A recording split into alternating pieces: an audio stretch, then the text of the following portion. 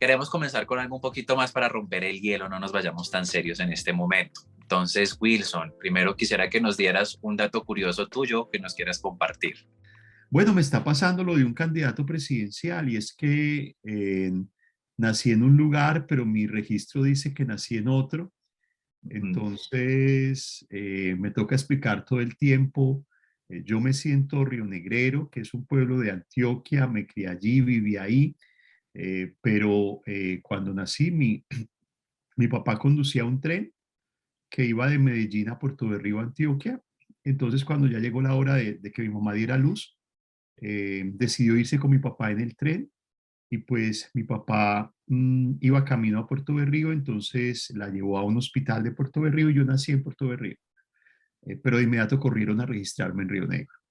Entonces, a veces me sale, pero primero hicieron la fe de bautismo en Puerto Berrío, entonces en un documento nací en Puerto Berrío, otro nací en Río Negro, yo me siento rionegrero, de hecho Puerto Berrío lo conocí hace un par de años, igual es un lugar maravilloso, pero me toca a veces como jugar a la doble, el doble origen de nacimiento. Así un plato, una comida que te haga echar las babas, que te digas, oye, yo tengo que comerme esto cuando estoy de viaje, o yo extraño esto cuando estoy de viaje. Entonces, vivo en el Caribe, pero por supuesto reconozco que la comida antioqueña es dañinísima, no ayuda para nada, no es nada recomendable, no tiene equilibrio alimenticio, pero me encanta. Sobre todo la arepa. Y yo sé, en solidaridad con mis compañeras y compañeros venezolanos y venezolanas, que la arepa antioqueña es insípida al lado de la arepa venezolana, pero tengo una obsesión muy grande por la arepa, solamente por la arepa, o sea, de los frijoles, del chicharrón, de la morcilla, del chorizo. La arepa es lo más importante para mí de la comida. Entrando un poquito más en materia, yo quisiera que nos contaras un poquito más de ti, de tu trayectoria. Yo soy de Antioquia, como lo dije. Eh, yo decidí, cuando terminé el colegio, entrar al seminario.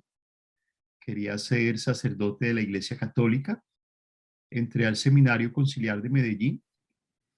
Estando en el seminario, tuve un ejercicio muy próspero, me fue muy bien, avancé, avancé, avancé, avancé, avancé. Cuando estaba en el sexto año, empecé a reconocerme como un hombre abiertamente homosexual. Eso me llevó a ser expulsado del seminario y me expulsaron del seminario.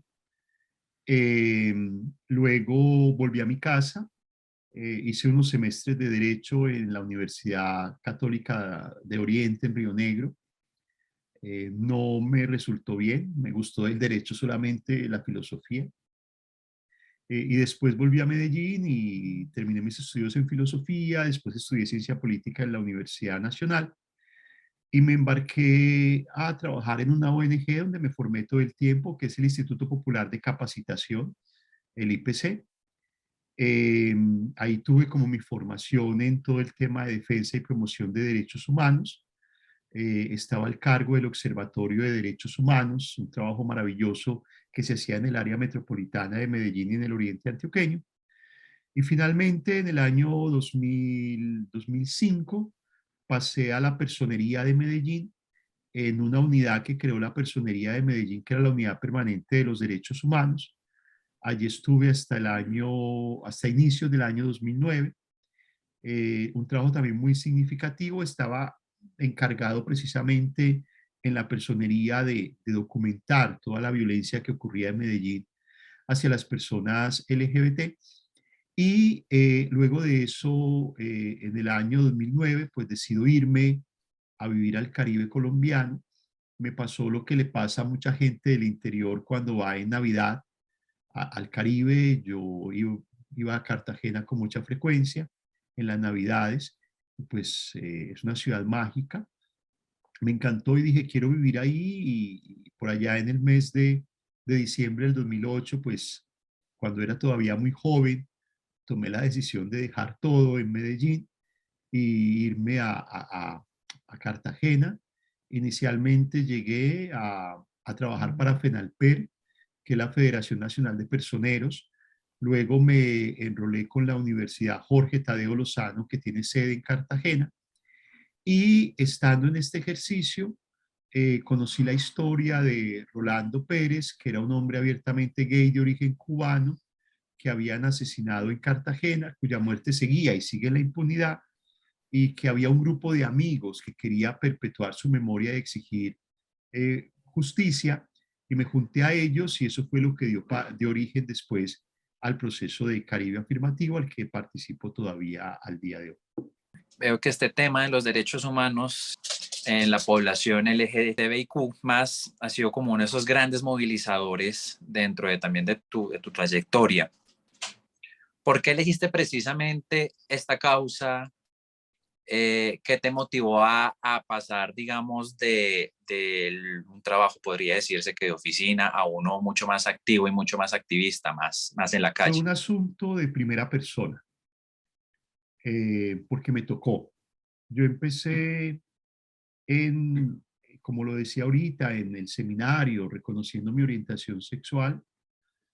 Me separan de la iglesia porque no era compatible tener una orientación sexual homosexual y estar en la iglesia. Pero lo que me llevó a mí a la iglesia fue este ejercicio de la justicia social. Entonces yo salgo de la iglesia, pero sigo con ese empeño y eso me lleva al IPC. Pero en el IPC estaba, de hecho yo no era un hombre que hacía activismo homosexual, yo no iba a las marchas LGBT de Medellín, no estaba en ese ejercicio, pero cuando a mí me entregan la responsabilidad del Observatorio de Derechos Humanos en el IPC, yo les pido que me permitan también documentar violencia contra las personas LGBT. Por supuesto me dicen que sí, y empiezo a hacer trabajo de campo porque no había fuentes para esto. Estoy hablando del año 2003, 2002, 2003. Y empiezo a ir a la Comuna 10 de Medellín, que es el centro de la ciudad de Medellín, a hablar con algunas mujeres trans que me habían contado que eran víctimas de violencia, sobre todo por parte de las Convivir. Y empiezo a ir a recoger testimonios, a ver qué está pasando. Y en una de esas fui intersectado por unas personas que trabajaban para la Convivir de la Comuna 10 de Medellín y estas personas generaron violencia hacia mí. Yo fui gravemente golpeado en el centro de Medellín, efectivamente por trabajar en una ONG de derechos humanos que acababa de tener un atentado terrorista unos meses antes, que pusieron un petardo en la sede de la oficina y eso generó mucha angustia, pues hizo que mi caso se elevara de perfil, que pues generaran todas las alertas.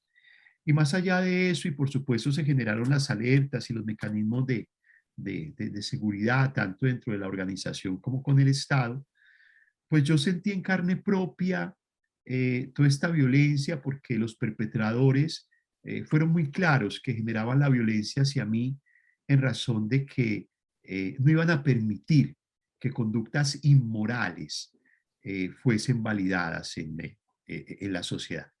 Y entonces, en ese momento, justo se está creando la Unidad Permanente de los Derechos Humanos en Medellín.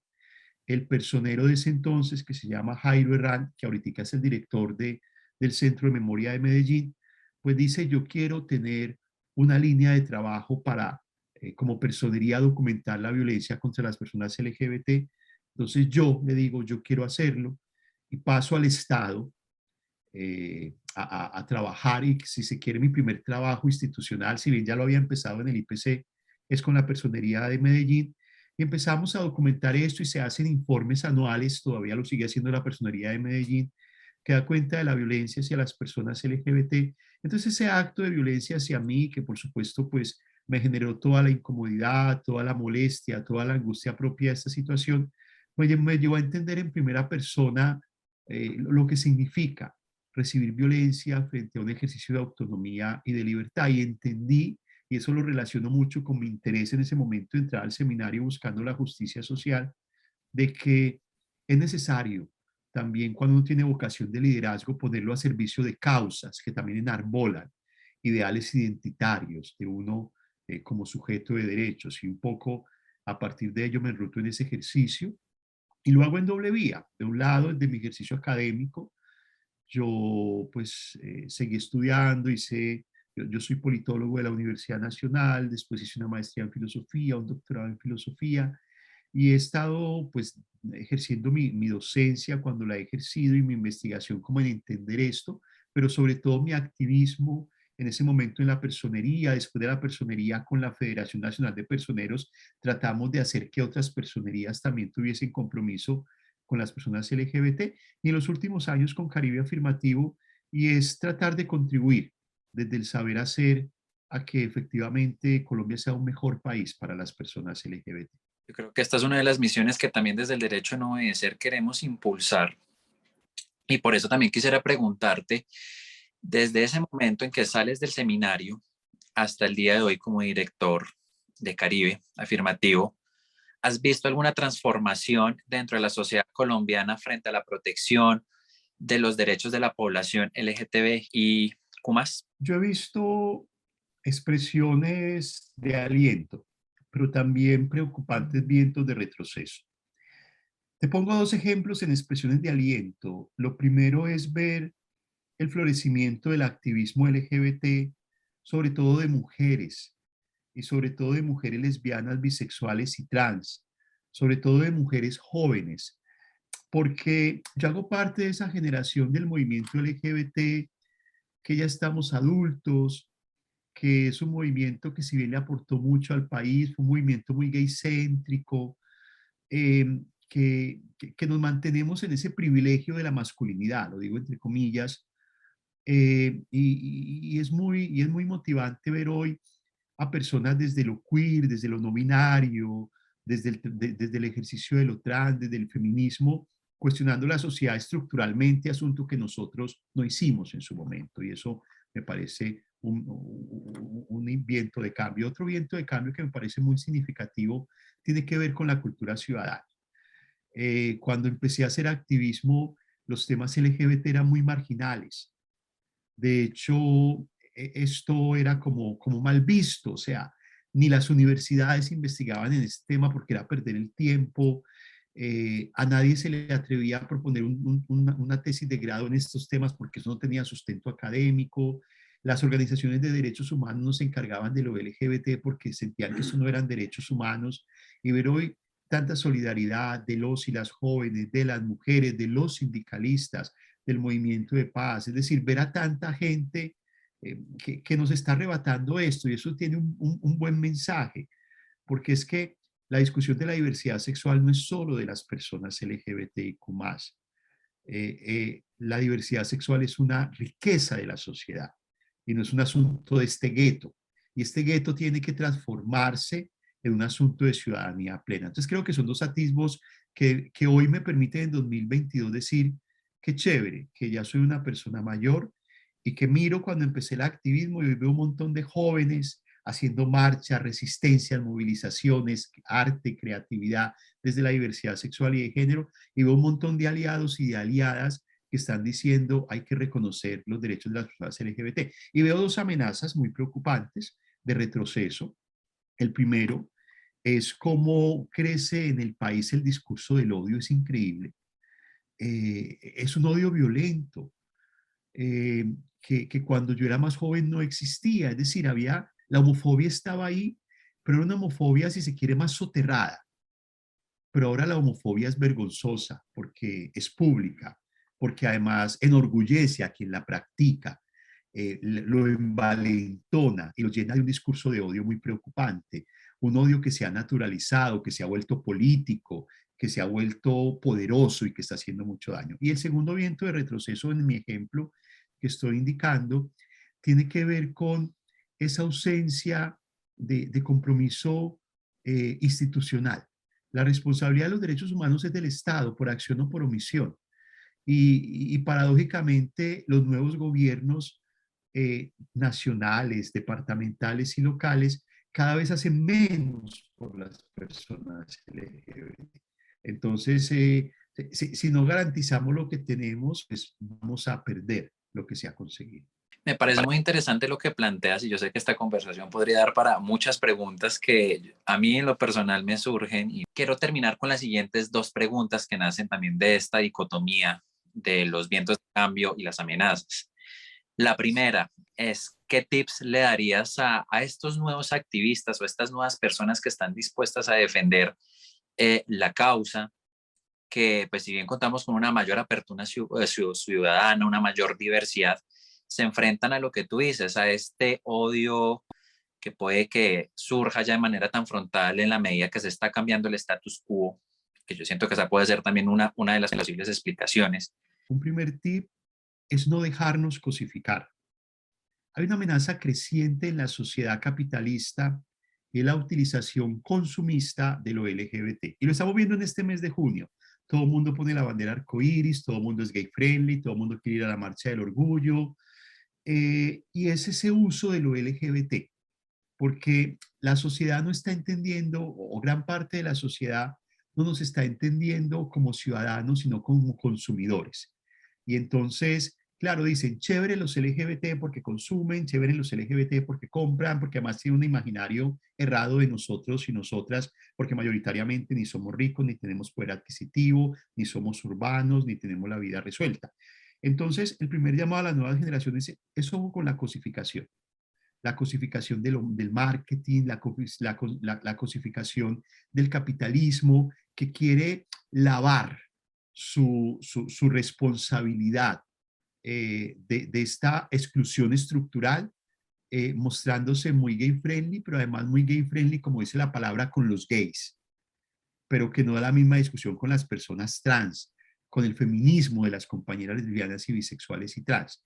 Entonces, mi primer llamado a las nuevas generaciones: no dejemos que el consumismo perverso disfrazado de gay friendly venga a apoderarse de la agenda LGBT y que termine llenando las redes sociales y los espacios públicos de banderas arcoíris, pero que no transforme la sociedad.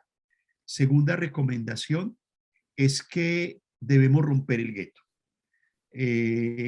Esta lucha, porque esto es una lucha por el reconocimiento de derechos, esta lucha será una lucha que tendrá mejores resultados si entendemos que no nos compete solo a nosotros y nosotras. Por supuesto, hay asuntos interiores que discutir, pero aquí necesitamos que toda la sociedad colombiana, que toda la sociedad en todos los países del mundo entienda que la diversidad sexual y por ende también la heterosexualidad, que no es normal sino común, empecemos a hacer reflexiones de la importancia de superar el binarismo de género, el esencialismo, la condición natural que le damos a la construcción del género, que empecemos a deconstruir esta sociedad, esa matriz perversa de esta sociedad heterosexista, machista, patriarcal y misógena. Y eso no es un asunto solo del movimiento LGBT. Necesitamos como movimiento romper el gueto, entender que no solamente somos un movimiento cuando salimos a marchar el 28 de junio, entender que no solamente nos puede representar la marcha del orgullo LGBT, tenemos que pensar en el derecho al trabajo y unirnos al sindicalismo, tenemos que pensar en la ruralidad y pedir una reforma rural integral para pensar en nuestras personas LGBT rurales, tenemos que fortalecer la agenda de paz, para que efectivamente la paz considere a las personas LGBT, tenemos que acoger a las personas LGBT, migrantes, refugiadas y retornadas, en fin, tenemos que permear toda la sociedad, porque se la ponemos muy fácil, es decir, lo nuestro no es solamente el 28 ni el mes de junio, lo nuestro es vida cotidiana. Y la tercera recomendación que yo daría al movimiento, además de no dejarse cosificar, además de romper con el gueto, es que es importante que extendamos puentes. Estamos hoy en Colombia en un momento histórico que es un relevo generacional. En Colombia el movimiento LGBT tiene unos 30 años, empezamos a hacer activismo en los años, bueno, algunos dicen que de los años 70, digamos que más significativamente de los años 90, y ya hay unas personas del movimiento LGBT que estamos de salida, y están llegando estas nuevas generaciones. Y la invitación es que extendamos puentes. La gente que estuvo antes la tuvo muy difícil, caminaron sin tener senderos. Hoy tenemos un montón de ganancias que no llegaron de la noche a la mañana. Hoy hay matrimonio, hoy hay adopción, hoy hay políticas públicas, hoy hay un montón de cosas, y eso fue gracias a un trabajo arduo de la gente que le dedicó mucho tiempo, incluso dieron su vida para que esto pudiera funcionar. Entonces, conectemos esa memoria. Las cosas no empiezan ahora, tiene un recorrido histórico, pero también como nuevas generaciones que tienen la capacidad de la creatividad, de la innovación, también piensen cómo hacemos más creativa esta agenda, porque definitivamente tenemos que ir avanzando. Es maravilloso que en Colombia tengamos el matrimonio igualitario. Es maravilloso que las parejas del mismo sexo podamos brindarnos pensando en el bienestar de los niños y las niñas el ejercicio de la adopción homoparental, pero no es suficiente. Hay que cambiar otras cosas y de otras maneras, otros mecanismos. Esos son los retos que tienen las nuevas generaciones. Y por último, Wilson, ¿qué mantiene, digamos, frente a todas las dificultades o vicisitudes que puedan surgir? Porque finalmente uno en el ejercicio de ser activista, uno también tiene que reconocerse como persona que se deja afectar y que tiene sus altibajos emocionales. ¿A ti qué te mantiene ese fuego, como nosotros lo llamamos, ese fuego movilizador vivo? Yo admiro mucho a Judith Butler y ella es muy insistente en una frase. Cuando le preguntan eso, una filósofa hegeliana de la teoría crítica, ¿por qué se dedica a pensar teorías queer, lo no binario? ¿Por qué en vez de quedarse allí en su academia en California, sale a acompañar el activismo en las calles? Y Butler dice una cosa muy significativa y es que yo, dice ella, como mujer lesbiana, que cada día se nombra más de otros escenarios que de ser mujer lesbiana, eh, debo luchar para que nuestras vidas puedan ser vividas. Yo creo que esa misma motivación me surge. En Caribe Afirmativo diariamente recibimos situaciones de homicidios, feminicidios, violencia policial, amenazas, violencia sexual, desaparición forzada, discriminación escolar, laboral, en el sistema de salud.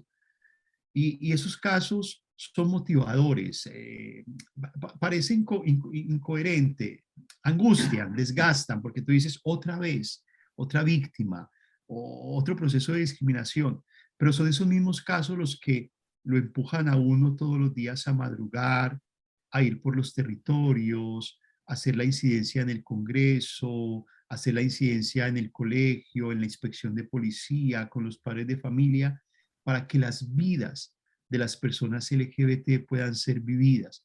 Hemos perdido mucha gente se ha quitado la vida, mucha gente ha renunciado a su expresión de género, mucha gente está condenada a la depresión, a mucha gente el bullying escolar le hizo perder la oportunidad de formarse y mucha gente perdió su familia porque les hicieron sentir que esa vida marica, que esa vida lésbica, que esa vida trans, que esa vida no binaria, que esa vida rara no era compatible con la sociedad, no podía ser vivida. Y la apuesta mía y la apuesta de Caribe Afirmativo y lo que motiva este activismo, que no es fácil, porque tienes muchos detractores, porque para la sociedad es mejor no ser LGBT, porque para la sociedad es mejor si tú lideras otras agendas, es que esas vidas puedan ser vividas. Las que ya perdimos, lastimosamente no las podemos recuperar. Las que todavía podemos recuperar hay que trabajar por ellas, pero las que vienen, que las nuevas generaciones, nosotros soñamos con que haya un momento en que Caribe Afirmativo sea historia, que la gente diga, existió Caribe Afirmativo cuando en Colombia se discriminaba por ser una persona LGBT.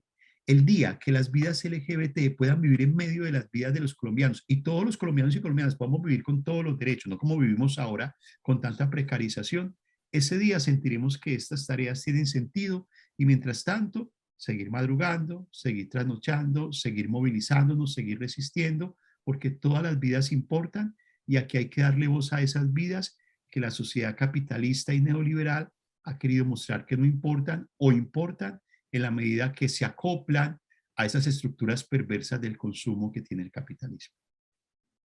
No, Wilson, te agradecemos muchísimo. Qué reflexión tan poderosa. De verdad, muchísimas gracias por sacar de tu agenda, de tu tiempo y acompañarnos.